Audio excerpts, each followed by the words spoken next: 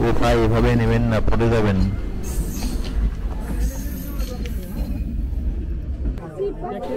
ট্রেনে ভিড় হয়ে গেছে মারাত্মক, দাঁড়ানোর জায়গা নেই।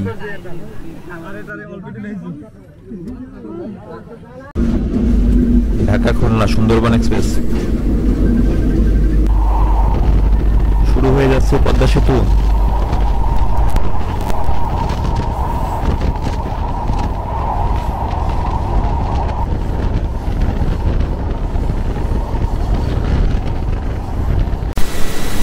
বন্ধুরা, স্বাগতম জানাচ্ছি বাংলাদেশের সবথেকে বড় রেলওয়ে জংশন ঈশ্বরদী জংশন থেকে। আর আজকে আমরা জার্নি করব মধুমতি এক্সপ্রেসের নতুন লাল সবুজ কোচে। তো সম্পূর্ণ ভিডিওটি দেখার জন্য সবাইকে আমন্ত্রণ রইল। মধুমতি এক্সপ্রেস রাজশাহী থেকে সকাল 6টা 40 মিনিটে ছেড়ে ঈশ্বরদী জংশন, কুষ্টিয়া, রাজবাড়ী, ফরিদপুর হয়ে অবশেষে পদ্মা সেতু হয়ে ঢাকায় প্রবেশ করে। আর মধুমতি এক্সপ্রেস এই যাত্রা সমাপ্ত করে তার 7 ঘন্টা 20 মিনিটের জার্নি দিয়ে।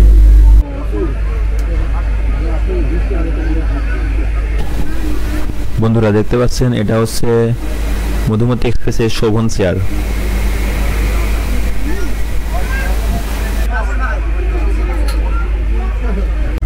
নির্ধারিত সময় থেকে 3 মিনিট বিলম্বে আমাদের ট্রেন ছেড়ে যাচ্ছে ঈশ্বরদী জংশন। আর এটা হচ্ছে ঈশ্বরদী জংশনের 3 নম্বর প্ল্যাটফর্ম।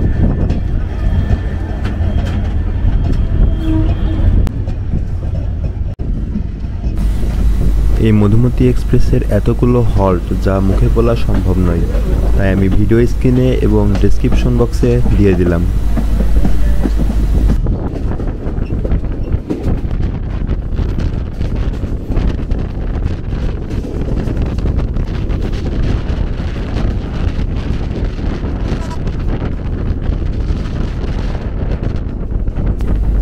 আর এই পাশে দেখা যাচ্ছে বাংলাদেশের সেরা উন্নয়নের একটি দৃষ্টান্ত উদাহরণ, রূপপুর পারমাণবিক বিদ্যুৎ কেন্দ্র।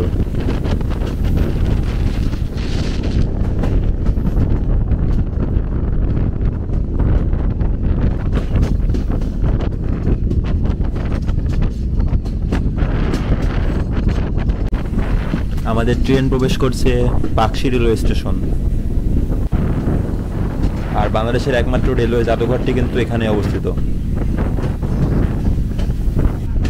রাজশাহী থেকে ছেড়ে 95 কিলোমিটার অতিক্রম করে আমাদের ট্রেন এই মুহূর্তে দাঁড়িয়ে আছে পাকশী রেলওয়ে স্টেশন। আর ঠিক এ পাশে রয়েছে রূপপুর পারমাণবিক বিদ্যুৎ কেন্দ্র।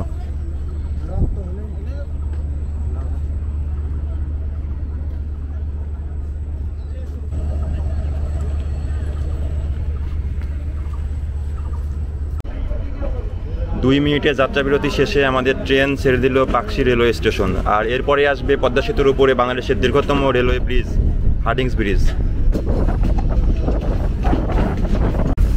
আমাদের ট্রেন প্রবেশ করছে হার্ডিংস ব্রিজে। এটি বর্তমানে বাংলাদেশের দীর্ঘতম রেল ব্রিজ। তাহলে চলুন হার্ডিংস ব্রিজ সম্পর্কে কিছু তথ্য জেনে আসি। হার্ডিংস ব্রিজ বাংলাদেশের পাবনা জেলার ঈশ্বরদী উপজেলার পাকশী থেকে কুষ্টিয়া জেলার ভেড়ামারা পর্যন্ত বিস্তৃত। এটি বাংলাদেশের এখন পর্যন্ত সবচেয়ে দীর্ঘ রেল সেতু হিসেবে পরিচিত।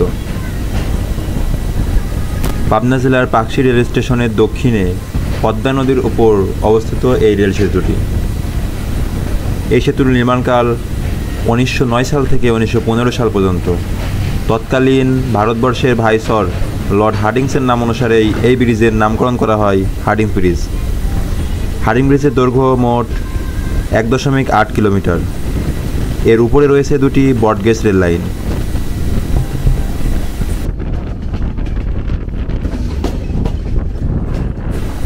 এই মুহূর্তে আমাদের ট্রেন প্রবেশ করলো ভেড়ামারা রেলওয়ে স্টেশনের 2 নম্বর প্ল্যাটফর্মে। আর ভেড়ামারা কুষ্টিয়ার একটি উপজেলা।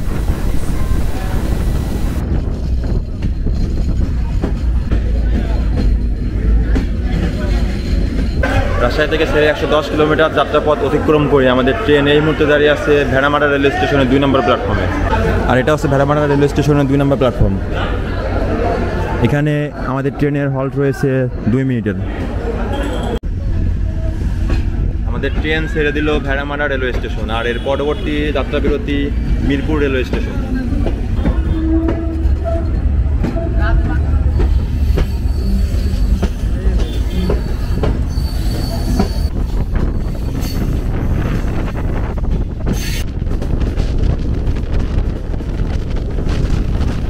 আমাদের ট্রেন ছুটে চলেছে তার দুর্দান্ত গতিতে।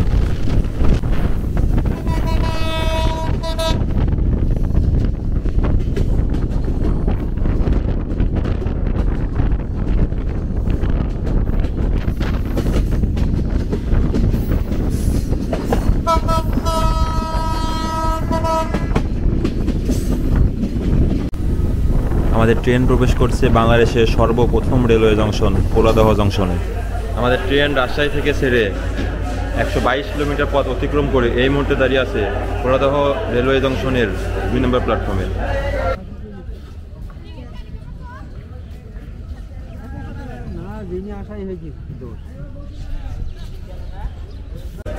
আর আপনাদের কাছে প্রশ্ন, পোলাদহ কি কারণে জংশন, কমেন্ট করে বলুন। মধুমতি এক্সপ্রেস চলে যাচ্ছে লোকোমোটিভ শান্টিংয়ের জন্য।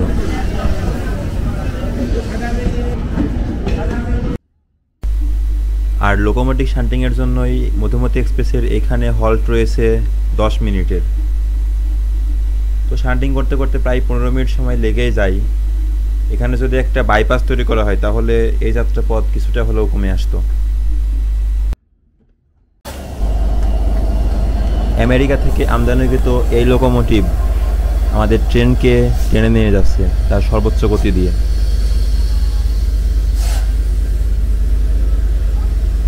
আমাদের ট্রেনের লোকোমোটিভ নাম্বার 6616।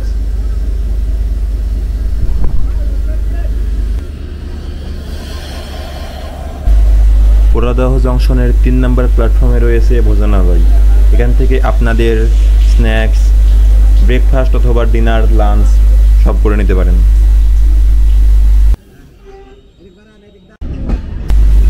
লোকোমোটিভ শান্টিং ও যাত্রাবিরতি শেষে আমাদের ট্রেন ছেড়ে দিল পোলাদহ জংশন, আর এর পরের স্টেশন কুষ্টিয়া কোট। আর কুষ্টিয়া কোট ও পোলাদহ জংশনের মধ্যে আমরা পাস করব বাংলাদেশের প্রথম railway station Jagati railway স্টেশনকে।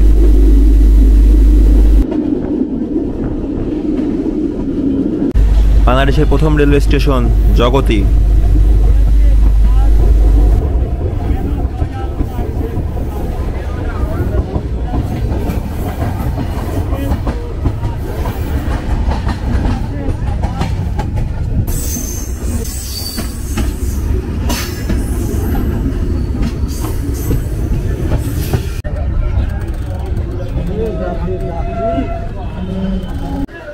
Rajshahi railway station থেকে যাত্রা শুরু করে 135 কিলোমিটার পথ অতিক্রম করে আমাদের ট্রেন এই মুহূর্তে দাঁড়িয়েছে কুষ্টিয়া কোট রেলওয়ে স্টেশন।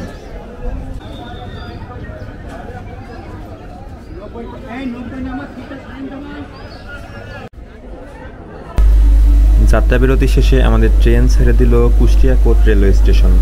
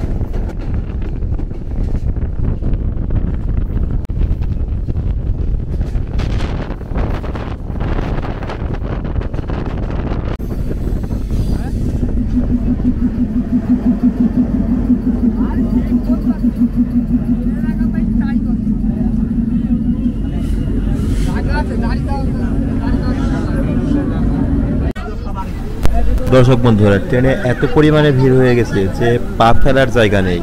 একটা মানুষ ওয়াশরুমে যাবে, সে ওয়াশরুমে যেতে পারছে না।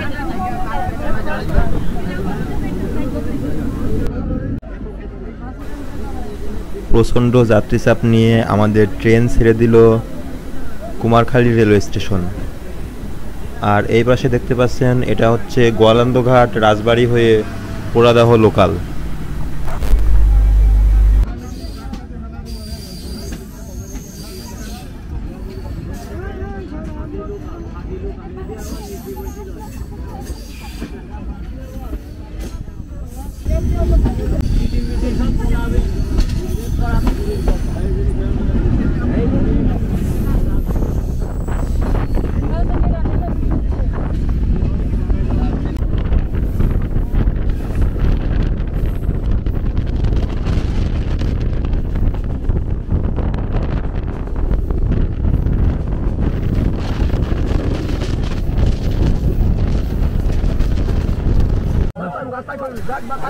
কি একটা অবস্থা, একটা মানুষ ওয়াশরুমে যাবে, সে ওয়াশরুমে যেতে পারছে। দেখুন কি পরিমাণ ভিড়।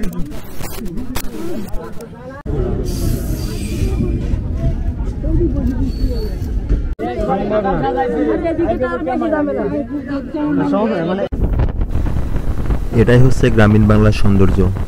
রেললাইনের পাশ দিয়ে অসংখ্য ধান ক্ষেত। চলুন এই সৌন্দর্য কিছুক্ষণ সময়ের জন্য আমরা এনজয় করি।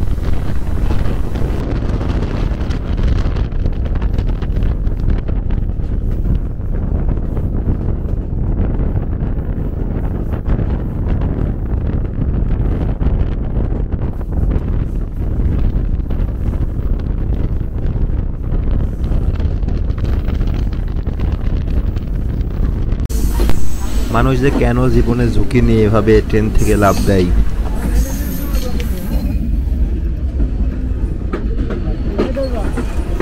তো আমাদের ট্রেন প্রবেশ করছে রাজবাড়ী রেলওয়ে স্টেশনে। আর এখানে আমাদের ট্রেনের সাথে ক্রসিং হবে ঢাকা থেকে ছেড়ে আসা খুলনাগামী সুন্দরবন এক্সপ্রেসের সাথে।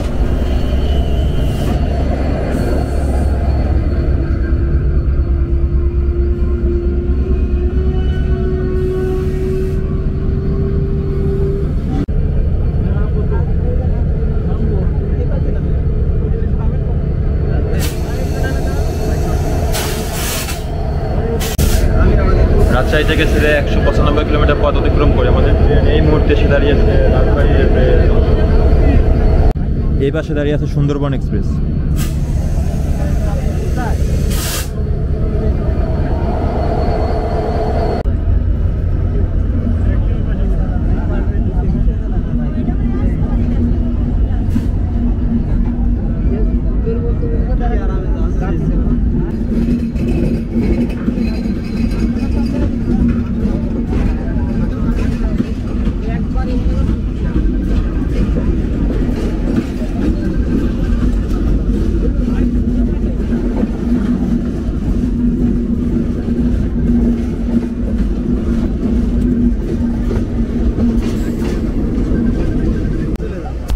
সুন্দরবন এক্সপ্রেসের সাথে ক্রসিং ও 10 মিনিটে যাত্রাবিরতি শেষ করে আমাদের ট্রেন ছেড়ে দিল রাজবাড়ী রেলওয়ে স্টেশন।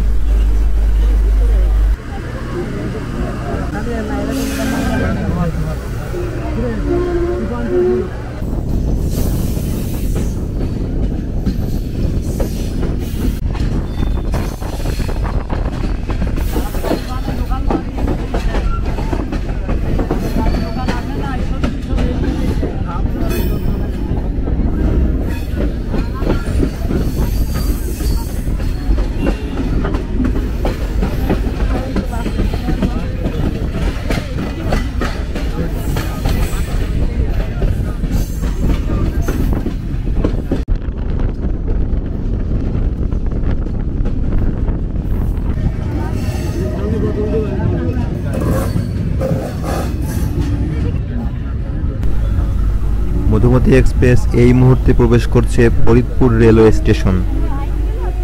আর ফরিদপুর রেলওয়ে স্টেশন ফরিদপুর সদরে অবস্থিত একটি রেলওয়ে স্টেশন।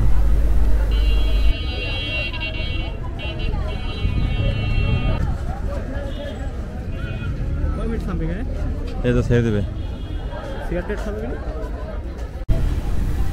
3 মিনিটে যাত্রাবিরতি শেষে মধুমতি এক্সপ্রেস ছেড়ে দিল ফরিদপুর রেলওয়ে স্টেশন।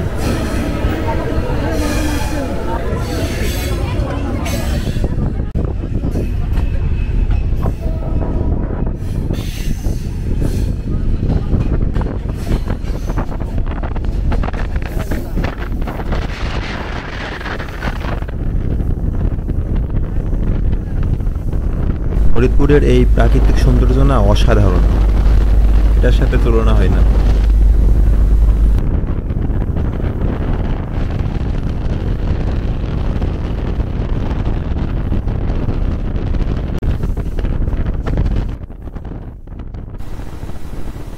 যেদিকে দু চোখ যায় শুধু সবুজ ধান ক্ষেত আর ধান ক্ষেত। ধান ক্ষেতের পাশ দিয়ে ছুটে চলেছে মধুমতি এক্সপ্রেস।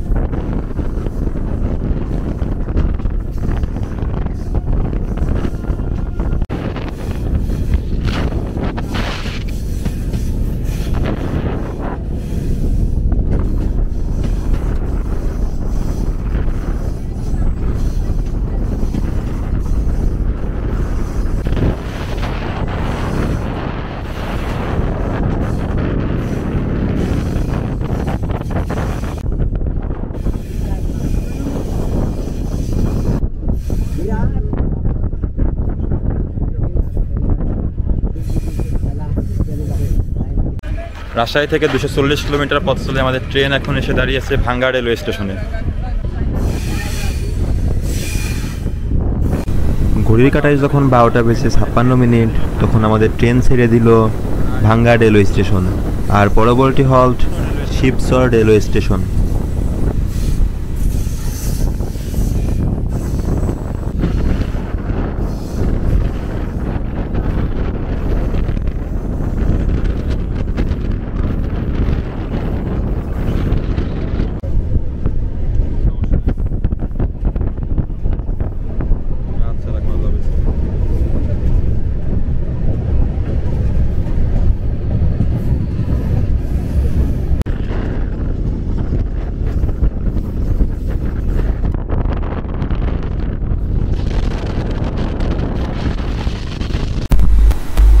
বন্ধুরা, ওই পাশে দেখা যাচ্ছে ওইটা হচ্ছে ঢাকা নড়াইল হয়ে যশোরের নতুন লাইন,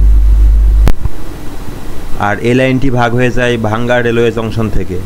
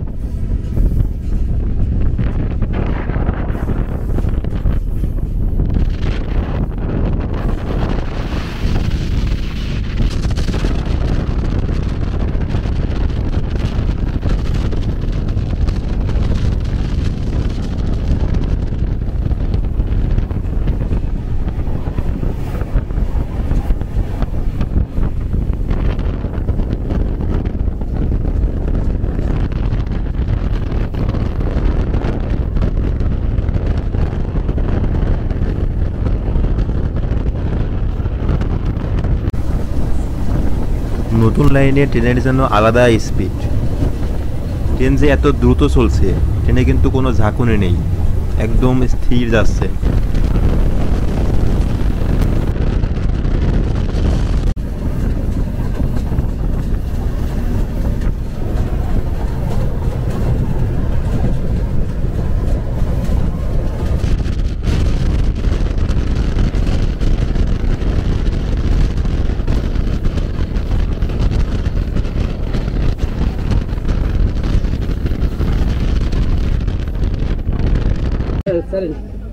কুলফি নাকি? ট্রেন এখনো ঢুকে নাই, কেবল ঢুকছে।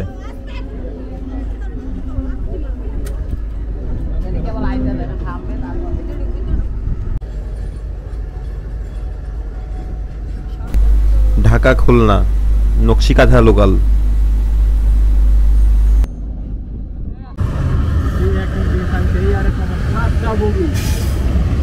লোকাল ট্রেন, এটাই মহানন্দা, এটাই নকশিকাঁথা। থেকে প্যাসেঞ্জার নিয়ে ঢাকা আছে নকশিকাঁথা।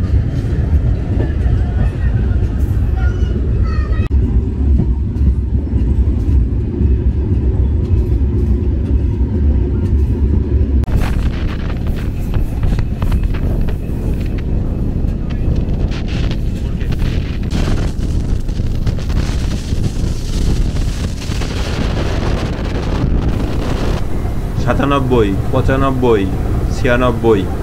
ওয়াও।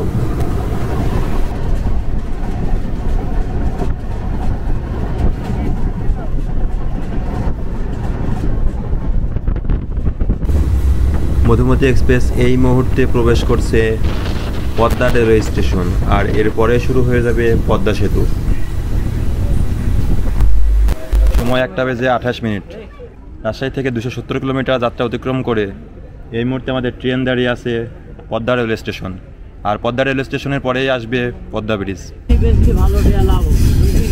সময় 1:31। আমাদের ট্রেন ছেড়ে দিল Padma railway station.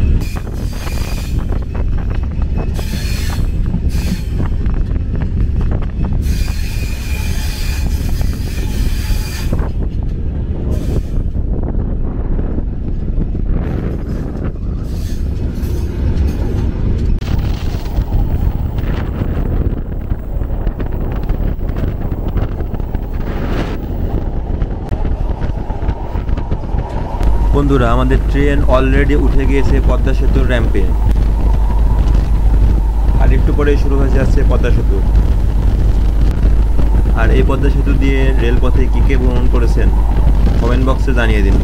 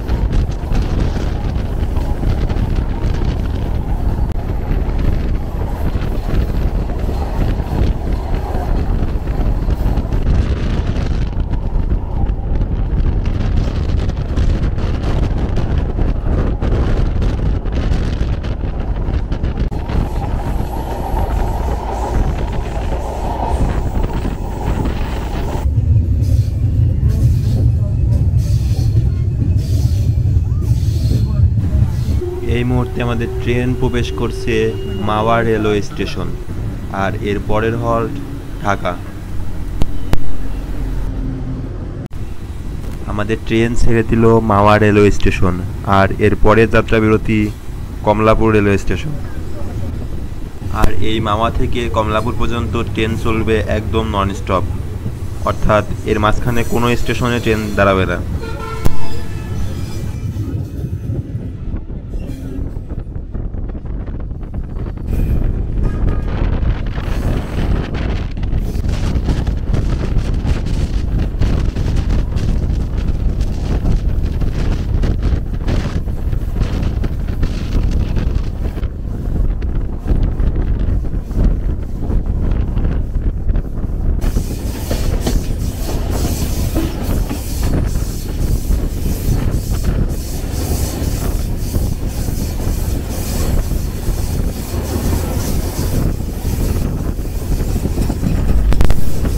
Madhumati express এই মুহূর্তে পাস করছে নিমতলা রেলওয়ে স্টেশন।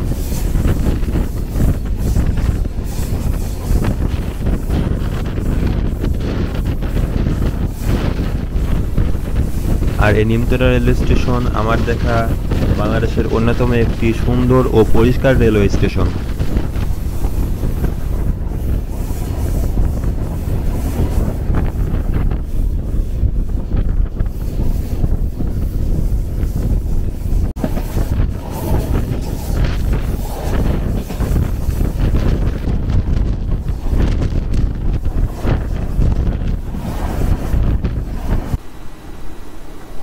আর এই নিমতলা রেলওয়ে স্টেশন পার করার সাথে সাথে আমাদের ট্রেন উঠে গেল উড়াল পথে, অর্থাৎ মাটি থেকে আস্তে আস্তে উপরে উঠে গেল।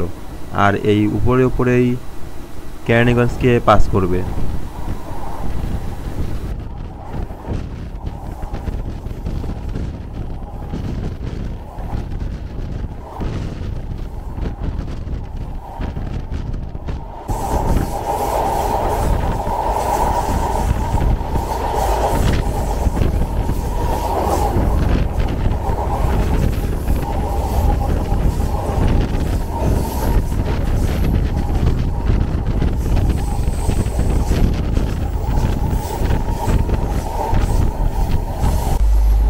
এই মুহূর্তে আমাদের ট্রেন পাস করছে কেরানীগঞ্জ রেলওয়ে স্টেশন। আর কেরানীগঞ্জ রেলওয়ে স্টেশন বাংলাদেশের মধ্যে একমাত্র দ্বিতল রেলওয়ে স্টেশন, অর্থাৎ এই রেলওয়ে স্টেশনের লাইন ও প্ল্যাটফর্ম মাটি থেকে অনেক উঁচুতে। আর সেই সঙ্গে সঙ্গে বুড়িগঙ্গা নদী পাস করে আমাদের ট্রেন প্রবেশ করছে ঢাকা শহরে। আর এই বুড়িগঙ্গা নদীর পরেই রয়েছে এই রুটের সবথেকে বড় কার্ভ, এবং এটা অর্ধবৃত্ত আকৃতির কার্ভ। চলুন এই কার্ভের সৌন্দর্য এনজয় করি।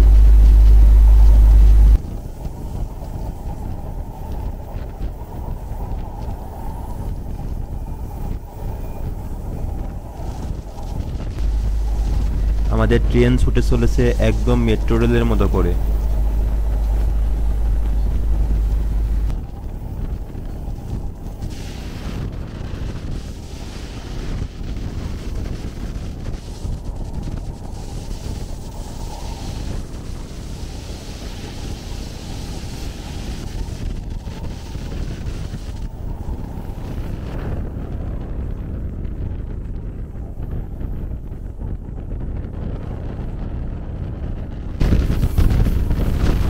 এরপর আস্তে আস্তে আমাদের ট্রেন আসমান থেকে জমিনে নেমে আসলো, অর্থাৎ উড়ালপথ থেকে আস্তে আস্তে মাটিতে সমতল রেল লাইনে নেমে আসলো।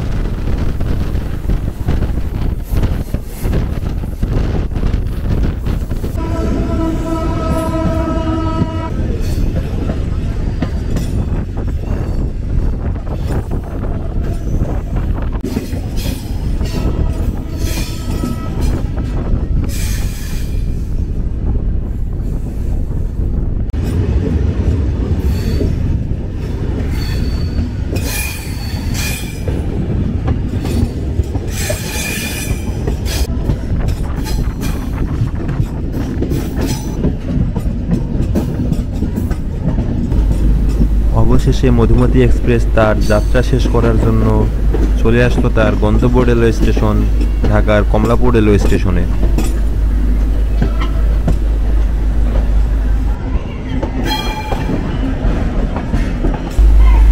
চলুন জেনে আসি মধুমতি এক্সপ্রেসের ফেয়ার সম্পর্কে। রাজশাহী থেকে ঢাকা পর্যন্ত মধুমতি এক্সপ্রেসের শোভন চেয়ার অর্থাৎ নন এসি চেয়ার ভাড়া পড়বে 585 টাকা, এবং ফার্স্ট ক্লাস সিটে ভাড়া পড়বে 897 টাকা, আর এসি চেয়ার অথবা স্নিগ্ধায় ভাড়া পড়বে 1116 টাকা।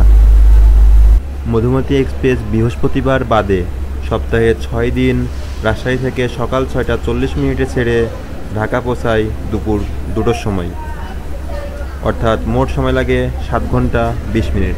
তো বন্ধুরা, আজকে এই পর্যন্তই। চ্যানেলটি সাবস্ক্রাইব করে পাশে থাকো।